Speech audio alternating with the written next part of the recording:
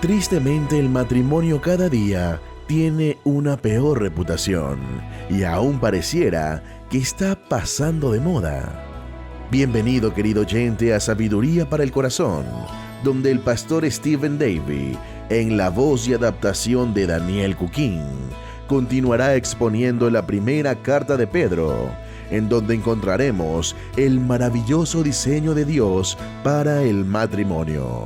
Ya sea que esté casado o no querrá perderse el estudio de estos importantes versículos donde Dios nos enseña las claves para un matrimonio gozoso y fiel, que permanece firme en la prosperidad y en la adversidad. Una de las canciones más reconocibles del planeta es La Marcha Nupcial, una melodía escrita en 1850 por el compositor Richard Wagner. Cuando la escucha, inmediatamente piensa en una ceremonia de matrimonio donde la novia viene por el pasillo de una iglesia vestida de blanco. Hace poco me enteré que la partitura original, de puño y letra del propio Richard Wagner, se vendió hace unos años por $3.5 millones. Pero para ser honestos, todo lo relacionado con las bodas es caro, ¿verdad? Una de las industrias más grandes en la actualidad es la industria de las bodas, que genera miles de millones de dólares al año. Todo mundo quiere la boda perfecta. Especialmente la novia ha soñado con este momento por años, y todos quieren el comienzo perfecto para estas dos personas que entran a la ceremonia solteras y en cuestión de minutos, u horas dependiendo del predicador, van a salir de esa ceremonia casados. Casados, con todas sus implicaciones y responsabilidades aún desconocidas para la pareja. Paul David Tripp, en su libro para matrimonios titulado ¿Qué estabas esperando?, comparó una boda con un folleto de agencias de vacaciones. Él escribe: las expectativas poco realistas siempre conducen a la decepción. Usted sabe que esto es cierto si alguna vez miró un sitio web de un hotel o un lugar de vacaciones antes de viajar allí. Ningún destino de vacaciones se ve tan bien o es tan bueno como lo promocionan en su página web. Hace unos años llevamos a nuestra familia a Disney. Habíamos mirado toda esa hermosa literatura de Disney, pero nunca nos dijeron que tendríamos que estar parados bajo un sol abrasador a unos 40 grados de calor y un 100% de humedad durante 1 hora y media solo para subirnos a una atracción que duró 33 segundos. La verdad es, querido oyente, que cuando se puso de pie y repitió esos votos, en la prosperidad y en la adversidad, no tenía idea de cuán adverso podría llegar a ser. Mire, tal vez hay razones por las que nuestro mundo se ha vuelto escéptico en cuanto al matrimonio y rechaza este tipo de compromiso. En 1960, el 70% de todos los adultos estaban casados. Hoy ese número se ha reducido a la mitad. Ahora cada vez son más las parejas que cohabitan que las que se casan. Creo que una actriz incrédula lo resumió muy bien. Cuando la entrevistaron poco después de separarse de su segundo esposo, ella hizo la siguiente declaración: creo que la idea del matrimonio es romántica, es una idea hermosa. Y luego agregó: pero no creo que sea natural ser una persona monógama. Es mucho trabajo. En otras palabras, si es hermoso, no debería ser tanto trabajo.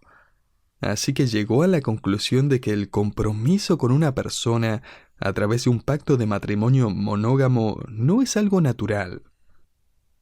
Y a decir verdad, ella reconoció la raíz del problema, aunque trágicamente no conoce la solución. Y es que es verdad, el matrimonio no puede llegar a ser lo que Dios quiere que llegue a ser de manera natural. Involucra sabiduría, compromiso y motivación espiritual. La palabra de Dios dice: con sabiduría se edificará la casa, y con prudencia se afirmará, y con ciencia se llenarán las cámaras de todo bien preciado y agradable. Proverbios 24, del 3 al 4. Esa es la gran verdad. Por la sabiduría de Dios, un hogar, un matrimonio se edifica, se establece y se llena de cosas preciosas. Entonces, ¿dónde puede encontrar la sabiduría de Dios que puede edificar, establecer y llenar un matrimonio y un hogar con las cosas correctas? Me alegra que lo haya preguntado. Le invito a que abra su Biblia en la primera carta del apóstol Pedro. Primera Pedro capítulo 3. Vamos a dedicar unos 7 programas para estudiar este párrafo escrito para esposas y esposos. Comencemos con el versículo 1. Asimismo, vosotras mujeres, estad sujetas a vuestros maridos, para que también los que no creen a la palabra sean ganados sin palabra por la conducta de sus esposas, considerando vuestra conducta casta y respetuosa. Esa primera palabra, asimismo, inmediatamente hace que uno se pregunte, bueno, asimismo, ¿cómo? ¿De la misma manera que qué? Esa palabra está allí señalando el contexto inmediato, unos versículos atrás, donde leemos de la sumisión de Dios el Hijo a Dios el Padre. Él se sometió fielmente a la voluntad del Padre y se sujetó a su plan de redención. Entonces, sométase a los propósitos de Dios como Jesús lo hizo. Él es nuestro ejemplo supremo de sumisión y humildad. El contexto más amplio que comenzó en el versículo 13 del capítulo 2 incluye la sumisión del creyente a las instituciones del gobierno y las autoridades ordenadas por Dios, aun cuando son impías. ¿Lo recuerda? Luego, más adelante en el versículo 18, este mismo verbo someterse nos lleva al mundo de los sirvientes, que equivaldría hoy en día a la relación entre un empleado y su empleador, lo que estudiamos ya en detalle. Y ahora en el capítulo 3, Pedro escribe, asimismo también las esposas estén sujetas a sus maridos. Ahora, tenga cuidado aquí. Pedro no les está diciendo a las esposas que se sometan a sus maridos como usted se somete a su emperador o su empleador. Y ciertamente espero que no. Podrá seguir órdenes y decretos y leyes, pero eso definitivamente no va a conducir al tipo de matrimonio que afirma y que llena su hogar de cosas preciosas y agradables. Este adverbio traducido a sí mismo significa que el ciudadano y el empleado y la esposa, e incluso el Señor mismo, se someten con el mismo motivo sagrado, con la misma perspectiva sagrada. En última instancia, se están sometiendo de la misma manera, es decir, por amor, por obediencia, para la exaltación de la gloria de Dios y sus sabios planes y propósitos que quizás no entendamos completamente. Así que podría subrayar esta palabra en el versículo 1, asimismo, y escribir en el margen, para la gloria de Dios. Estad sujetas a vuestros propios maridos para la gloria de Dios. Ahora, es posible que hayas seguido leyendo en lugar de escucharme y puede haber notado que hay 6 versículos que tratan sobre las esposas y solo un versículo que trata sobre los esposos. Eso parece un poco desproporcionado, ¿verdad? 6 veces más información sobre las esposas que los maridos. Y algunos hombres podrían decir, eso es porque no necesitamos tanta instrucción. Mire, ni siquiera voy a comentar sobre eso. Voy a dejar que su esposa se encargue de usted. Esa no es la razón. Estoy de acuerdo con un erudito del Nuevo Testamento que sugirió que aquí se dedica más espacio a las esposas cristianas simplemente porque muchas de ellas tenían esposos que eran indiferentes o que se oponían al cristianismo. Y eso definitivamente encaja en el contexto aquí. Someterse a los maridos que pueden ser desobedientes a la palabra. Déjeme decir que en mis años de ministerio he notado que fácilmente es 6 veces más probable que una esposa cristiana devota sufra por culpa de un esposo mundano que al revés. Y creo que ese es exactamente el problema aquí en Roma y hoy en nuestro mundo. Las mujeres quieren saber cómo responder, cómo someterse, cómo respetar a sus maridos cuando están en una situación tan difícil de tener maridos que no están interesados en la palabra de Dios. Ahora, mientras Pedro les habla a todas las esposas en todo matrimonio, les recuerda especialmente a estas esposas que el orden de liderazgo y sumisión establecido en la creación también se aplica a ellas. Y de hecho es más importante que nunca si sus esposos no han respondido al Evangelio. Observa el versículo 1 nuevamente. Asimismo vosotras, mujeres, estad sujetas a vuestros maridos, para que también los que no creen a la palabra sean ganados sin palabra. Hablaremos más sobre este testimonio sin palabras en nuestro próximo estudio. El día de hoy, sin embargo, quiero enfocarme en la pregunta: ¿qué significa exactamente que una esposa sea sumisa? Solo mencione la palabra sumisión y muchas mujeres en nuestra cultura e incluso en la iglesia se van a llenar de recelo e incluso de ira. La sumisión es probablemente uno de los temas prácticos de mayor controversia en el Nuevo Testamento. Y déjeme comenzar diciendo primero lo que no es la sumisión. La sumisión no se basa en la creencia de que las mujeres son inferiores, ya sea moral, intelectual, emocional o espiritualmente. Además, la sumisión no es una obediencia ciega donde la esposa se convierte en un trapo de piso y el hombre la pasa por encima. Una relación donde no se le permite tomar decisiones o dar sugerencias o ejercer ningún tipo de responsabilidad. Esa puede ser la forma en que otras religiones en el mundo tratan a las mujeres, pero eso no es el cristianismo. De hecho, si se queda conmigo el tiempo suficiente en esta serie, finalmente vamos a llegar al pasaje donde el Señor le dice a los hombres que si abusan de su autoridad y tratan a sus esposas con crueldad o falta de amabilidad, será mejor que dejen de orar porque Dios no los va a escuchar. Además, la sumisión bíblica no es la base para la opresión o el abuso verbal o físico.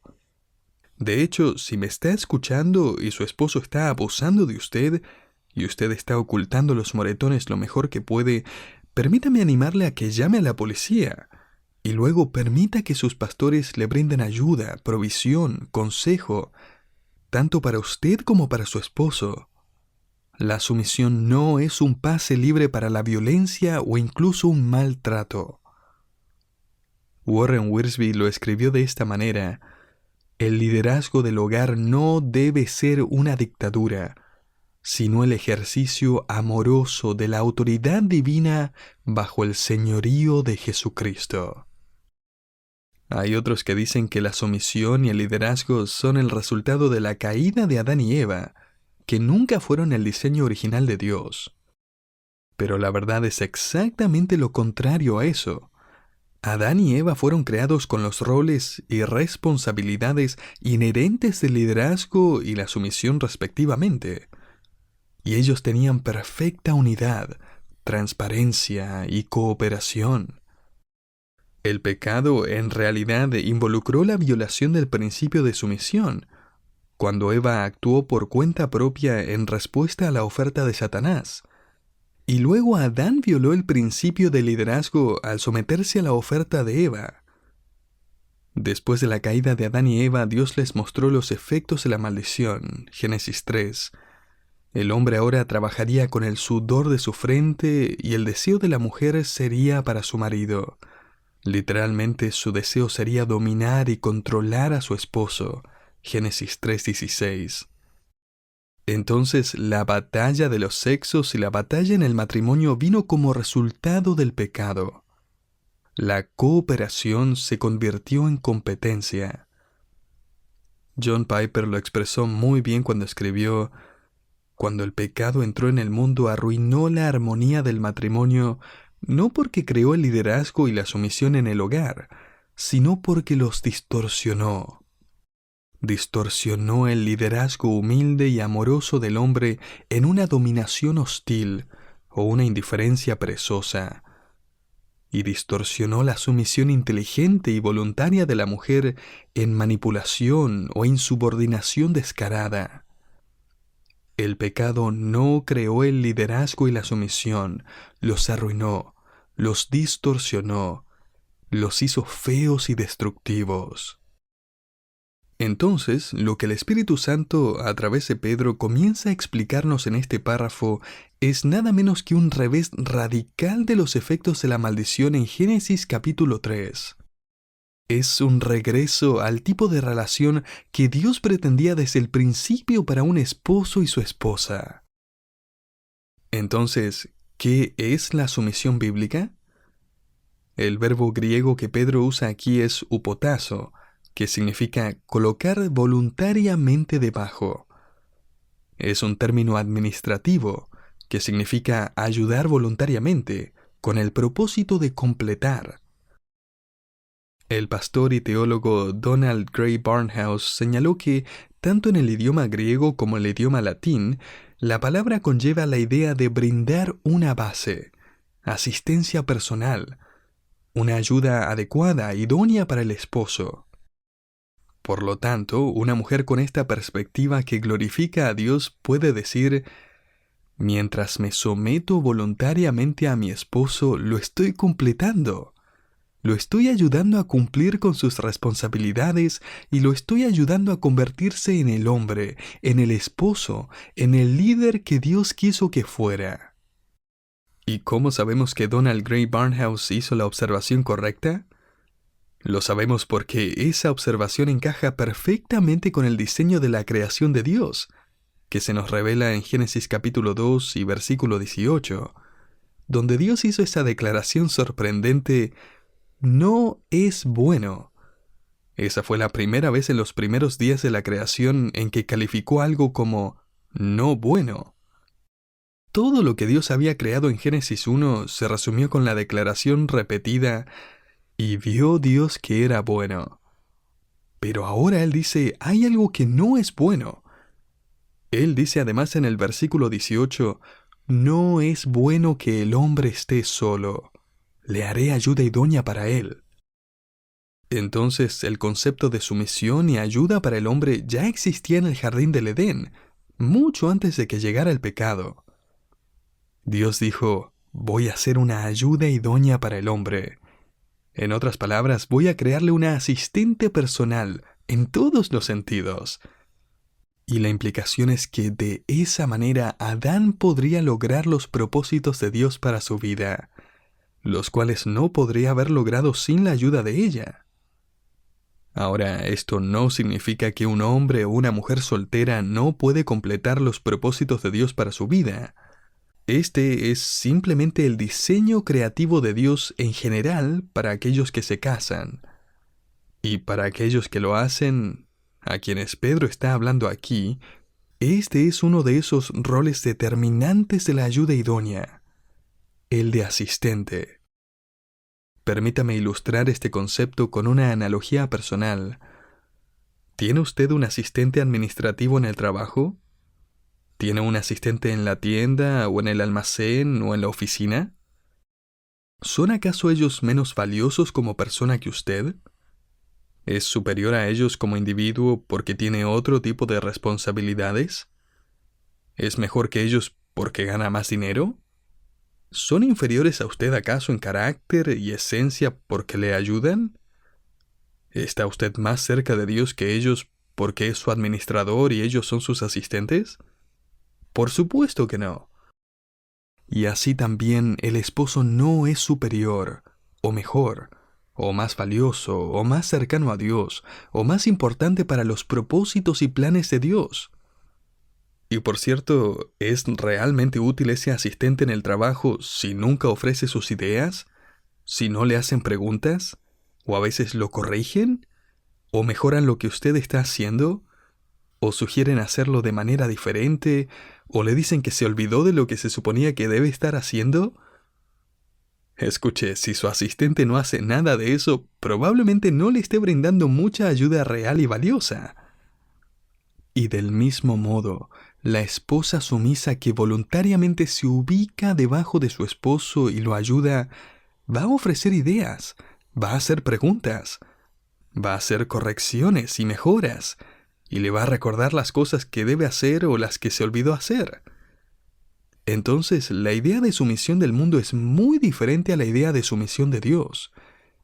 Someterse al liderazgo de un esposo es una elección de complementarlo con sus dones y talentos únicos, en lugar de competir con él.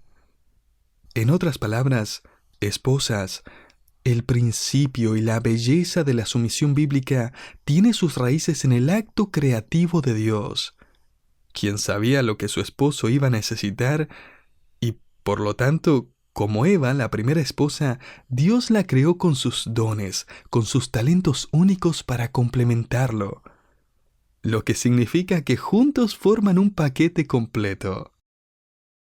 ¿No se ha preguntado usted por qué Dios une polos opuestos?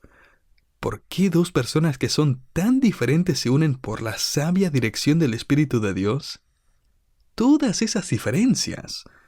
Y eso resulta ser una de las cosas más irritantes del matrimonio y al mismo tiempo el aspecto que protege, que mejora, que equilibra el matrimonio.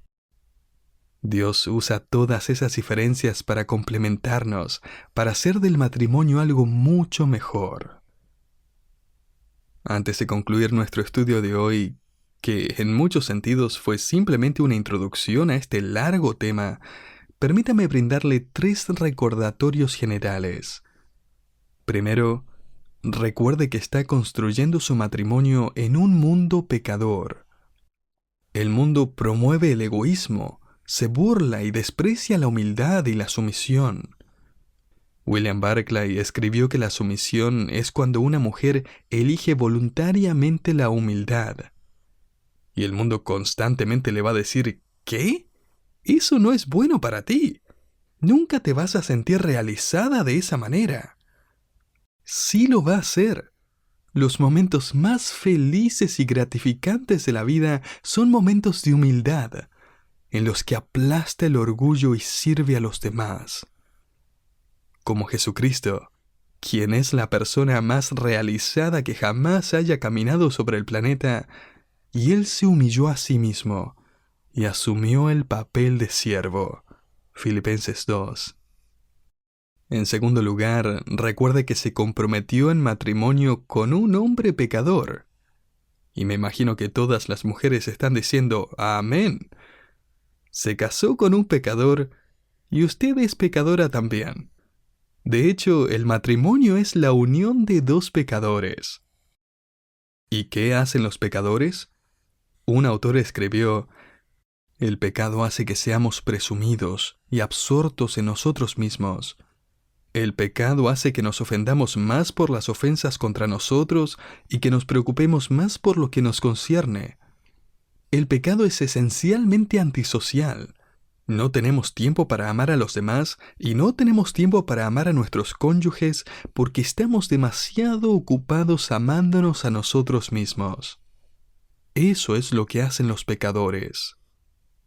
Pedro está implicando aquí que el matrimonio no es escapar de los pecadores, es un intento de glorificar a Dios al ganar a los pecadores para que glorifiquen a Dios, mostrándoles el Evangelio, así como Cristo nos amó. Cuando aún éramos pecadores, Cristo murió por nosotros. Romanos 5:8. Recuerde también, en tercer lugar, que un cónyuge pecador es la asignación de Dios para desarrollar gracia. Cuando sus oídos escuchan y sus ojos ven el pecado en su cónyuge, no es un accidente. Es el plan y el propósito de Dios de mostrar a través suyo la confrontación amorosa, la obra transformadora de la gracia de Dios, el afilar hierro contra hierro. Estos son los momentos cuando el matrimonio se convierte en ministerio. ¿Quién pensó alguna vez que su matrimonio se convertiría en un ministerio? Y el ministerio es trabajo duro, ¿verdad? Mujeres, antes de casarse estaban buscando al hombre perfecto para casarse, ¿verdad? Y luego lo encontró. Pero después de casarse descubrió que él no siempre era el hombre perfecto. De hecho, pronto comenzó a preguntarse si se había casado con el hombre equivocado. Mire, la verdad es que siempre nos casamos con la persona equivocada, por así decirlo. Y si somos honestos, el matrimonio nos muestra que también nosotros somos la persona equivocada. De hecho, el matrimonio es el gran revelador de lo equivocado que estamos, en tantos niveles. Uno de los primeros desafíos del matrimonio es aprender a amar al extraño con quien se encuentra casado. Este es nada menos que el plan de Dios para obrar en nosotros y a través de nosotros, desarrollando y demostrando gracia. Paul David Tripp escribió: "Los defectos que ve en su cónyuge no son accidentes. Son las herramientas que Dios ha planeado usar para sacarlo de la adoración a sí mismo y llevarle a la adoración de Dios". Así que recuerde, está construyendo su matrimonio en un mundo pecador. En otras palabras, hay momentos en el matrimonio en los que va a sentir como si estuviera andando en bicicleta en la arena. Solo siga pedaleando. En segundo lugar, recuerde que está comprometido en matrimonio con un pecador. El matrimonio es el plan intencional de Dios de unir a dos pecadores y hacerlos seguidores de Cristo. Y en tercer lugar, recuerde que un cónyuge pecador es la asignación de Dios para desarrollar y demostrar gracia en su vida. Y comienza en 1 Pedro 3 con una esposa que se somete a un pecador. Y al hacerlo, demuestra el ministerio del matrimonio y la gracia de Dios.